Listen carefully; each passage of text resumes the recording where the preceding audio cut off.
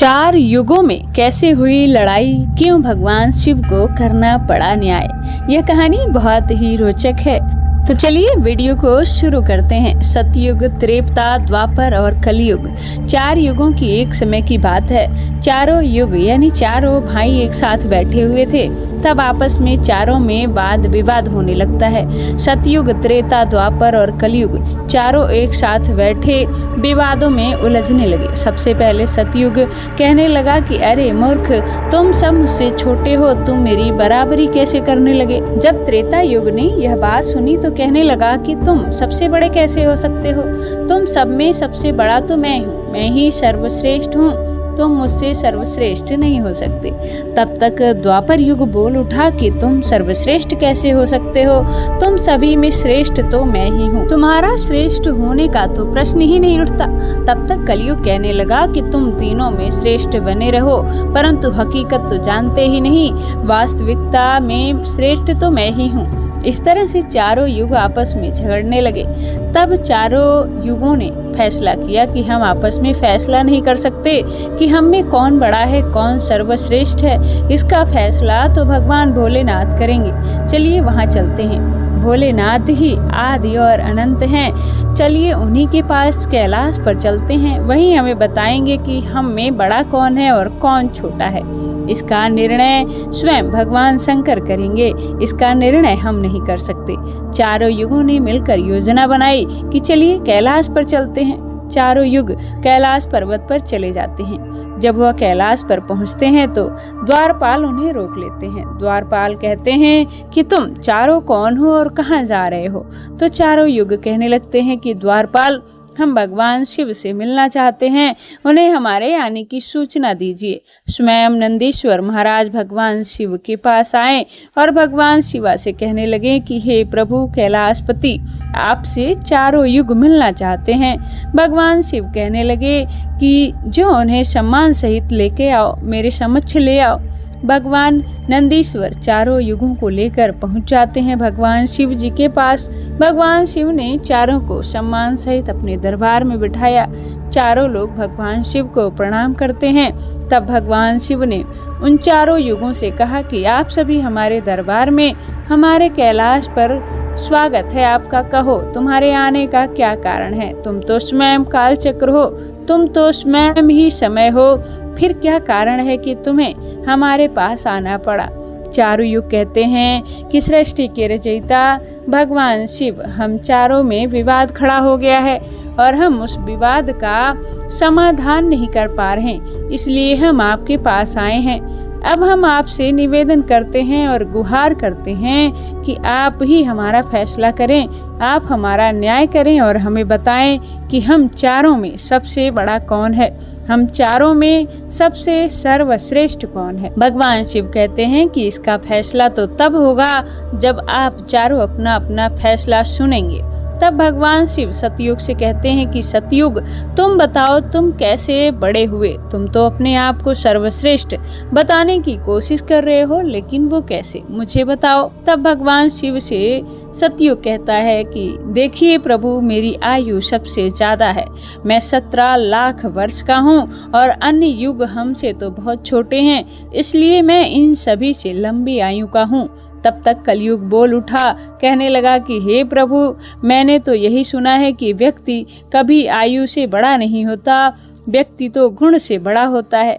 भगवान शिव ने कलयुग की दलील को माना और सतयुग से कहा कि सतयुग, तुम तो इससे बड़े नहीं हो सकते। सतयुग कहने लगा कि हे प्रभु, मेरे युग में जो व्यक्ति हुए हैं वह बहुत ही बलवान हुए हैं, बड़े ही पराक्रमी हुए हैं, वे पृथ्वी को उठा ले जाएं ऐसे पराक्रमी और बलवान थे। और मेरे राज्य में भगवान श्री हरि विष्णु ने कई अवतार लिए। देखिए प्रभु, नरसिंह अवतार मेरे ही काल में हुआ, वराह अवतार मेरे ही काल में हुआ और मत्स्य अवतार भी मेरे ही शासन काल में हुआ। तब तक त्रेता युग बोल उठा कि नहीं प्रभु, श्री हरि विष्णु के अवतार होने से सतयुग बड़े नहीं हो सकते। प्रभु, अवतार तो मर्यादा पुरुषोत्तम श्री राम का मेरे कुल में भी हुआ था, जिन्होंने संसार को मर्यादा का पाठ सिखाया। और अगर बलवान की बात करते तो कुंभकर्ण जैसे योद्धा, राम रावण जैसे योद्धा मेरे शासन काल में भी हुए हैं। प्रभु, इस तरह से सतयुग बड़ा नहीं हो सकता, फिर इन सब में तो बड़ा मैं ही हूँ। जब यह बात द्वापर युग ने सुनी तो द्वापर युग कहने लगा कि हे प्रभु, दोनों बड़े बन रहे हैं, परंतु यह दोनों बड़े कैसे हो सकते हैं? देखिए प्रभु, आप जानते हैं कि जब मेरा शासन काल आया तो मेरे काल में भगवान श्री कृष्ण जैसे अवतार पैदा हुए, जो 16 कलाओं से संपूर्ण और ब्रह्मा परमेश्वर थे, जिन्होंने विराट रूप दिखाए। जैसा विराट रूप तो साक्षात भगवान विष्णु भी नहीं दिखा सकते हैं। भगवान अगर योद्धाओं की बात करते हैं तो मेरे शासन काल में बड़े बड़े योद्धा एकलव्य, गुरु द्रोण, जरासंध, भीष्म पितामह और अर्जुन, भीम, युधिष्ठिर, नकुल, सहदेव मेरे ही शासन काल में हुए थे। प्रभु, बलराम स्वयं ही मेरे शासन काल में हुए थे। तो बताइए प्रभु कि मेरे शासन काल में कौन सा योद्धा इनके योद्धाओं से कम था? प्रभु, इन सब में तो बड़ा मैं ही हूँ। तब तक कलयुग बोल उठता है कि हे प्रभु, इनके शासन काल में जो भी योद्धा हुए हैं, जो भी अवतार हुए हैं, उनमें कई कमजोरियां पाई गईं, और जिनके शासन काल में कमजोरी वाले मनुष्य हों, वो सर्वश्रेष्ठ कैसे हो सकता है? कलयुग कहने लगा कि नहीं भगवान, मेरा शासन काल सबसे अच्छा है।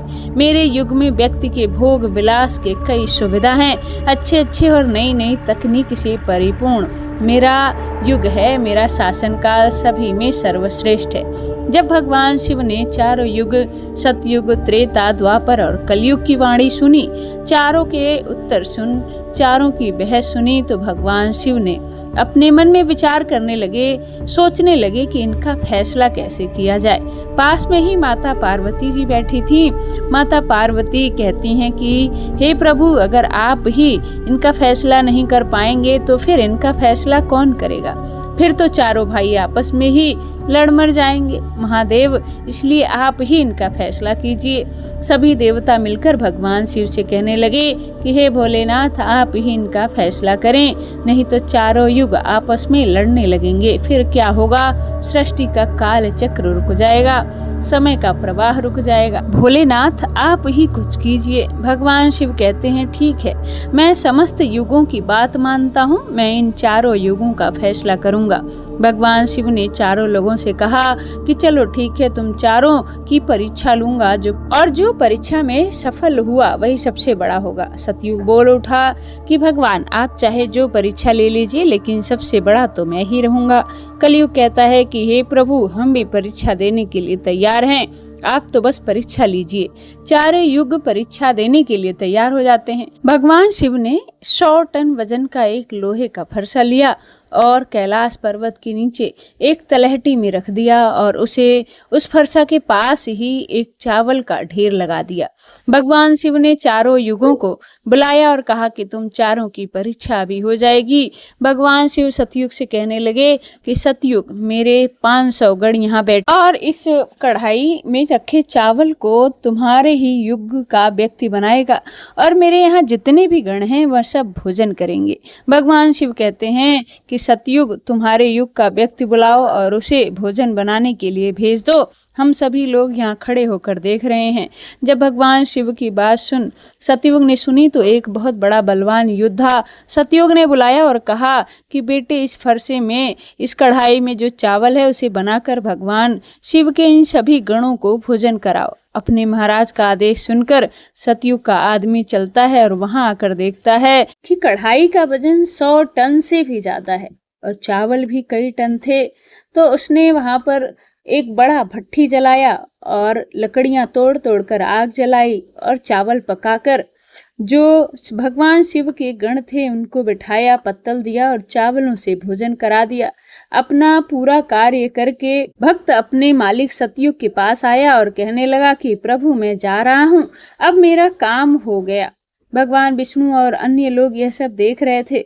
फिर भगवान शिव त्रेता युग से कहते हैं कि हे त्रेता, तुम अपने योग्य के व्यक्ति को भेजो और जो वो कढ़ाई रखा हुआ है उसे मैं अपनी माया से हटा देता हूँ और इसी के समान दूसरा बना देता हूँ, और अब तुम अपने युग के व्यक्ति से भोजन बनवाओ और मेरे 500 गणों को भोजन कराओ। त्रेता युग ने कहा, ठीक है प्रभु, जैसी आपकी आज्ञा। त्रेता युग ने भी अपना एक महान युद्ध कुंभकर्ण जैसा बलवान प्रकट किया और उसे आदेश दिया कि जो तलहटी के नीचे 1000 टन का कड़ाहा रखा है उसमें 1000 मन जो चावल रखे हैं उसे बनाना है और पकने के तैयार होने के बाद जो ये 500 गण हैं उनको खिलाना है। त्रेता युग का व्यक्ति भी बड़ा बलवान था। वह उस कढ़ाई के पास गया और एक भट्ठी खोदी, उस पर उसने दोनों हाथों से उठाकर कढ़ाई रखा और चावल पका दिया। उसके बाद त्रेता युग का जो व्यक्ति था उसने भगवान शिव के गणों को खाना खिलाया। भोजन कराने के बाद वापस कैलाश पर्वत पर गए। भगवान शिव ने अपनी शक्ति से फिर उसे हटा दिया और अब भगवान शिव द्वापर युग से कहने लगे, द्वापर युग ये दोनों अपनी अपनी परीक्षा दे चुके हैं, अब तुम्हारी बारी है। देखते हैं इतना ही बड़ा एक और कढ़ा उस तलहटी में दिखाई दे रहा है और 1000 मन चावल रखे हुए हैं और तुम्हें अब हमारे 1500 गणों को भोजन कराना है।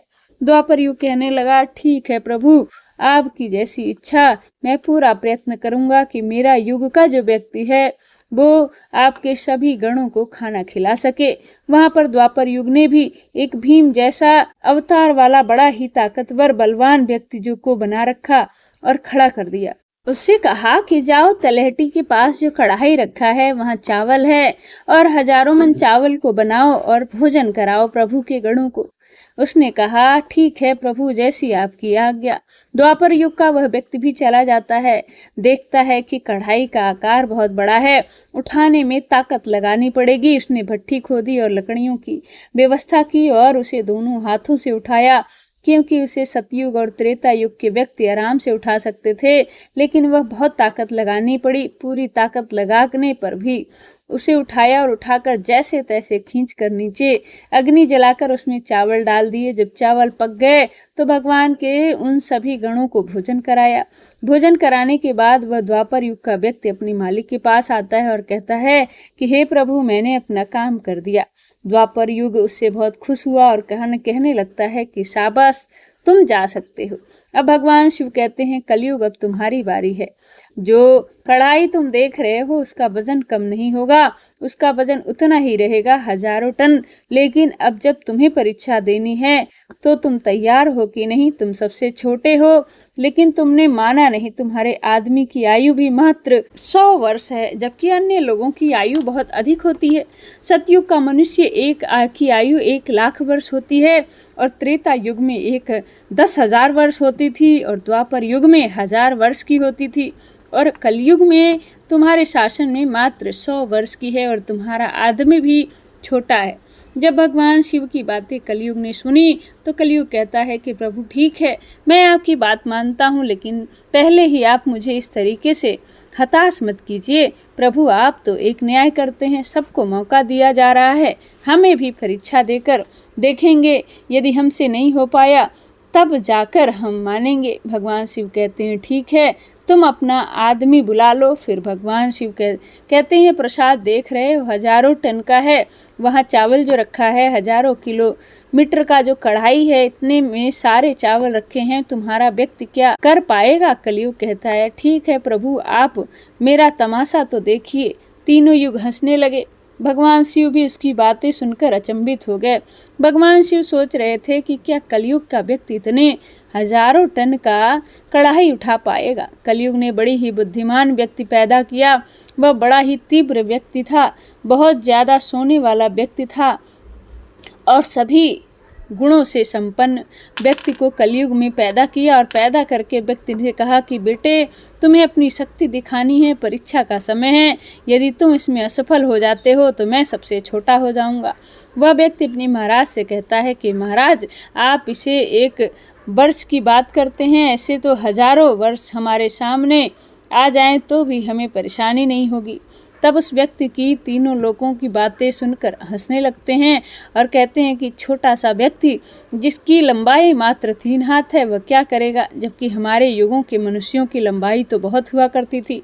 यह बात बिल्कुल सच है। सतयुग के लोगों की लंबाई 21 हाथ और त्रेता युग के व्यक्ति की लंबाई 14 हाथ और द्वापर युग के व्यक्ति की लंबाई 7 हाथ थी और कलयुग के व्यक्ति की लंबाई मात्र 3 हाथ होती है। कलयुग कहता है कि ठीक है, बस आप देखते रहिए, मैंने लड़के को भेज दिया है। कलयुग का आदेश इस प्रकार कलयुग का तीव्र बुद्धि वाला व्यक्ति उस तलहटी में आया। तलहटी में आकर उसने देखा कि कढ़ाई का वजन तो बहुत ही ज़्यादा है, विशाल है, मैं इसे उठा नहीं पाऊंगा। तो उस व्यक्ति ने दिमाग लगाया, उस कढ़ाई के नीचे मिट्टी खोदना शुरू कर दिया और उसे हिलाया भी नहीं। इसके नीचे भट्ठी खोद कर तैयार कर दी। लकड़ियों की व्यवस्था करके उसने थोड़ा समय नहीं लगा क्योंकि लकड़ियां वहीं रखी हुई थी। उसने उन लकड़ियों को उठा लिया और भट्ठी में आग जला दी और कढ़ाई में चावल डाला, पानी डाला और बस कुछ ही समय में चावल पककर तैयार हो गया। वह कलयुग का व्यक्ति कितना दिमाग वाला था, उसने कुछ भी नहीं किया, बस नीचे भट्ठी खोदी और उसमें आग जला दी, चावल डाल दिया, पानी डाला और चावल पक भी गया। जब चावल पक गए तो भगवान शिव के गणों को एक कतार में बिठा दिया। उन गणों से कहा कि आप मेरा साथ दें और आप भी इस चावल को आपस में परोस दीजिए। भगवान शिव के विशाल गण चलते और उन चावलों को बाल्टियों में भर भर के सभी गणों को परोस दिया। तब कलयुग कहता है कि अब आप सब भोजन कर सकते हैं। भगवान शिव के सभी गण खुशी खुशी भोजन करते हैं। कलयुग के मनुष्य ने उन शेष बचे गणों को भी भोजन कराया। भोजन करने के बाद उसने उस बड़े कढ़ाई को साफ किया और कढ़ा वहीं छोड़ दिया, उसका काम पूरा हो गया। वो अपने महाराज कलयुग के पास आया और आकर कलयुग से कहा कि हे प्रभु, मैंने आपका काम कर दिया है। कलयुग बहुत खुश होता है और कहने लगता है, शाबाश, आपने मेरी लाज रखी और अपनी परीक्षा पास कर ली। भगवान शिव तीनों युग देखकर सब अचंभित हो रहे थे। भगवान शिव, अब आप निर्णय कीजिए कि हम में सबसे बड़ा कौन है। भगवान शिव मन में विचार कर कहने लगे और सोच कर जवाब दिया। भगवान शिव कहते हैं कि मैंने तुम चारों की परीक्षा अच्छे से ली। सतयुग का व्यक्ति आया तो उसने अपनी ताकत लगाई और ताकत लगाकर उसने काम किया और स्वयं सभी गणों को खाना चावल परोसा। त्रेता युग की बारी आई तो उस व्यक्ति ने भी बिल्कुल ऐसा ही किया और द्वापर युग का व्यक्ति भी आया, उसने भी वही किया। लेकिन कलयुग का जो व्यक्ति था उसकी बुद्धि देखो, उसने कढ़ाई भी नहीं हिलाई और चावल भी बना लिया और मेरे खुद गणों से खाना भी परोसवा लिया और इसका सारा काम बुद्धि से हो गया। स्वयं बैठा रहा, कुछ नहीं किया। बड़ा ही बुद्धिमान युग है। भगवान शिव कहते हैं कि कलयुग ही बहुत बुद्धिमान है। बुद्धिमान व्यक्तियों का युग होगा। इसमें मशीनों का आविष्कार होगा, बड़े बड़े दिमागधारी होंगे। भगवान शिव कहते हैं कि तुम सब युग जैसा शासन करते आए हो। ठीक है, माना तुम्हारे युगों में मनुष्य धार्मिक हो, लेकिन तुम्हारे युगों के व्यक्ति में बुद्धि का अभाव था। उन्होंने कभी अपनी बुद्धि का उपयोग नहीं किया। नहीं तो कुंभकर्ण, रावण, इनके जैसे महान योद्धा जिनको करने के लिए स्वयं भगवान अवतार लेकर चले आए, वे इतना मूर्ख थे, नहीं जान सके कि यह भगवान हैं, यह सृष्टि के रचनाकार हैं और उनसे ही युद्ध करने लगे। सभी के सभी मारे गए। कलयुग के व्यक्ति को देखो, वो अपने आप कितना बुद्धिमान है और आगे आने वाले युगों में भी कलयुग का राज वैसे ही रहेगा। बुद्धिमान व्यक्ति देखने को मिलते रहेंगे। भगवान शिव ने फैसला किया कि तुम चारों में सबसे बड़ा युग कलयुग होगा। कलयुग मशीनों का युग होगा। कली का नाम है मशीन और युग माने समय। कलयुग मशीनों का समय होगा। इस समय बड़ी बड़ी मशीनों का आविष्कार होगा जो सतयुग, त्रेता युग और द्वापर युग में नहीं हो पाया। भगवान शिव की वह बातें सब सुनकर चारों युग भगवान शिव की बात मान लेते हैं। चारों युग अपने अपने धाम को लौट जाते हैं, अपने अपने राज्य को लौट जाते हैं। इस प्रकार भगवान शिव ने चारों युगों का फैसला किया। उम्मीद करती हूँ कि ये कहानी आपको अच्छी लगी होगी, तो वीडियो को लाइक करके चैनल को सब्सक्राइब जरूर करें। धन्यवाद।